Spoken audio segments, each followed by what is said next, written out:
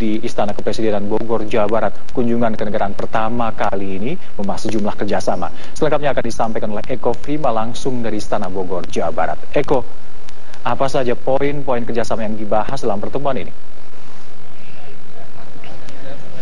Hamdan, dalam kunjungan kerja selama 3 hari mulai dari tanggal 21 hingga 23 ini, Raja dan juga Ratu Swedia, yakni Raja Gustaf ke-16 bersama Ratu Silvia akan membahas sejumlah kerjasama dan juga penandatanganan kerjasama antara Swedia dan juga Indonesia, antara lain di bidang investasi, energi, dan juga lingkungan hidup.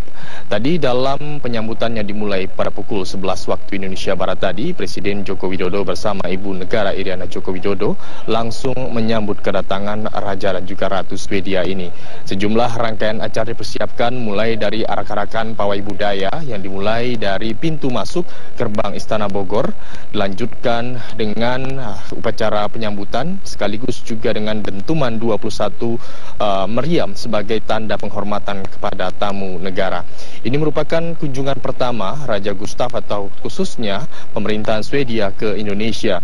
Dan dalam kunjungan kali ini memang ada sejumlah kerjasama yang dibahas, di mana Swedia sendiri diwakili oleh Menteri Infrastrukturnya, sekaligus juga ada sejumlah delegasi bisnis dari 31 perusahaan maksud kami dengan omset sebesar 330 miliar US dollar. Dan dalam kunjungan pertama Raja Swedia diharapkan sebagai batu loncatan untuk mempererat kerjasama antara Indonesia dan juga Swedia.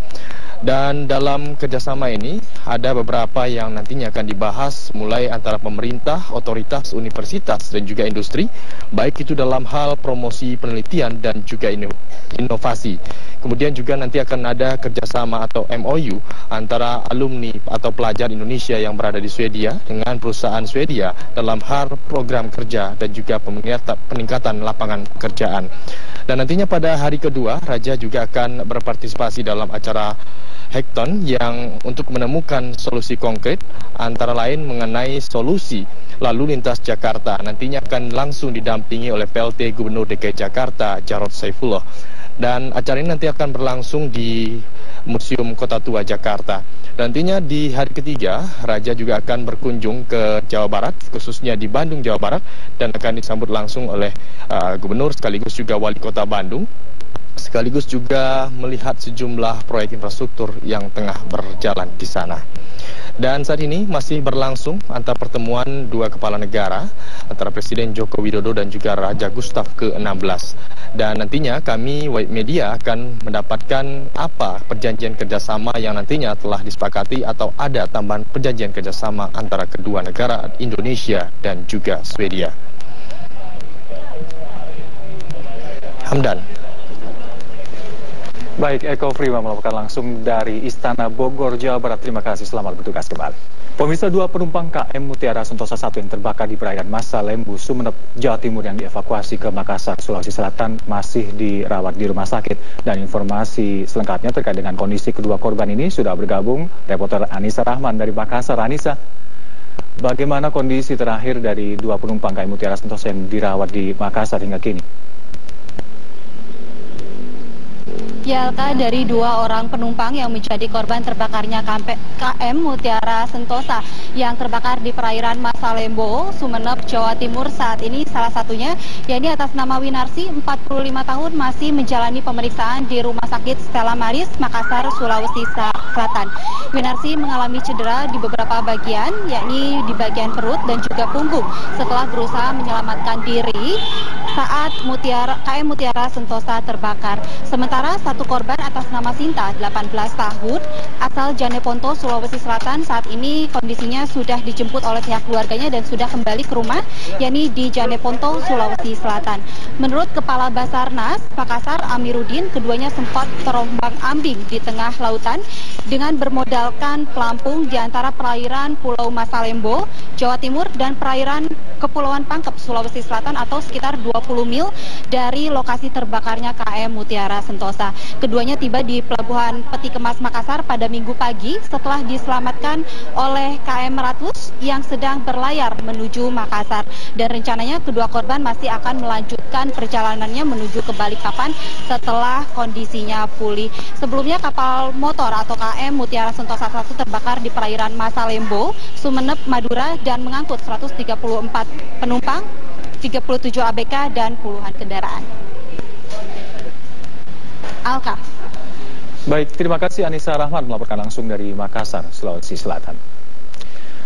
Pemirsa, berdasarkan data hingga akhir tahun lalu, angka kecelakaan kapal laut tertinggi dalam 7 tahun terakhir terjadi pada tahun 2016.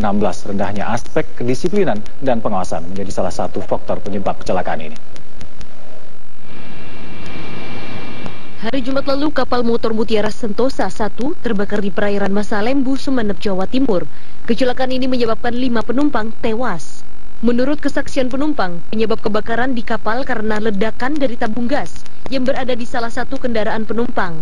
Ledakan dari gas memunculkan api dan para ABK sempat berusaha memadamkan api dari ledakan gas dalam kendaraan.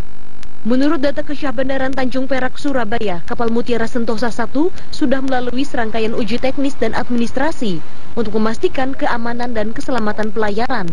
Selain itu, kapal juga sudah dipastikan memiliki kelengkapan alat keselamatan. Layak nggak? Layak. Karena bulan ini aja 2 kali kita cek. Anggota saya waktu awal bulan, kita nggak semua kapal ini, kasus ini semua kapal dicek. Nah, tapi ini kebetulan 2 kali.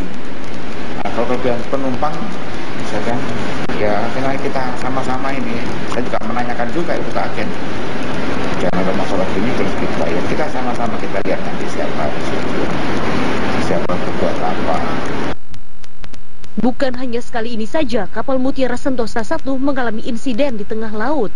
3 Februari lalu, kapal Roro ini mengalami habis bahan bakar minyak hingga terombang-ambing di tengah perairan Madura selama 20 jam. Laporan akibat kehabisan bahan bakar pun baru diterima Kesyah Bandaran Tanjung Perak 12 jam setelah kejadian. 1 Januari 2017 lalu, kapal Zahro Express terbakar. Kapal ini terbakar saat dalam perjalanan dari Pelabuhan Kali Adem ke Pulau Tidung, mengantar wisatawan yang ingin berlibur tahun baru ke Kepulauan Seribu. Sepanjang tahun 2010 hingga 2016, tahun 2016 menjadi tahun tertinggi angka kecelakaan dalam 7 tahun terakhir. Tercatat ada 54 kecelakaan kapal terjadi, 35% diantaranya akibat terbakar atau meledak. Kelalaian manusia menjadi penyebab terjadinya kecelakaan di laut menempati urutan terbesar dengan presentasi sebesar 38%. Berdasarkan hasil putusan Mahkamah Pelayaran, kecelakaan akibat faktor manusia sebesar 65%, faktor alam 24%, dan faktor lainnya sebesar 11%. Tim Liputan Metro TV.